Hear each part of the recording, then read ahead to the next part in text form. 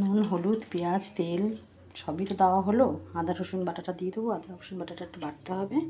আর লঙ্কা কাঁচা লঙ্কার থেকে বোম্বাই লঙ্কা দিয়ে টেস্ট বেশি লাগবে। দেশি মুরগি মাংস বলে কথা, টেস্ট করে তো করতেই হবে। তাই যাই গাছ থেকে একটা বোম্বাই লঙ্কা ছিঁড়ে নিয়ে চলে আসি। চলুন আমার সঙ্গে।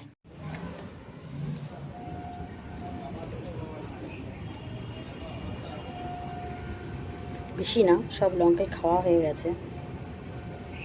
দেখি কোনটা বাড়তি হয়েছে। একটাও বাড়তি হয়নি বন্ধুরা, কিন্তু আমার বোম্বাই লঙ্কা লাগবেই। এর গন্ধটা হলেও আমার হবে। তো কোনটা ছিঁড়ি বুঝতে পারছি না, এটাই ছিঁড়ে নিই। চলুন, এটা বোম্বাই লঙ্কা নিয়ে নিয়েছি। মাংসটা আজকে হেভি হবে। এটা কি এমনি দেবো? না বন্ধুরা, না, এটা আদা রসুন সঙ্গে আরও লঙ্কা দেবো, ওর সঙ্গে পেস্ট হবে। আর লঙ্কা বেশি দেবো না, আর একটা বা দুটো লঙ্কা দেবো। ঝাল আমরা অতটা খাই না। তাই চলুন মশলাটা বেটে নিই। সামান্য একটু ধনে দিয়ে দিলাম, সামান্য একটু জিরে দিয়ে দিলাম।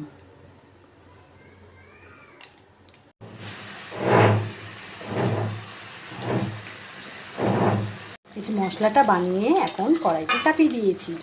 দেখুন তো কেমন লাগছে। দেশি মুরগির ঝোল দারুণ ব্যাপার। মাংসটাকে কষিয়ে নিই ভালো করে।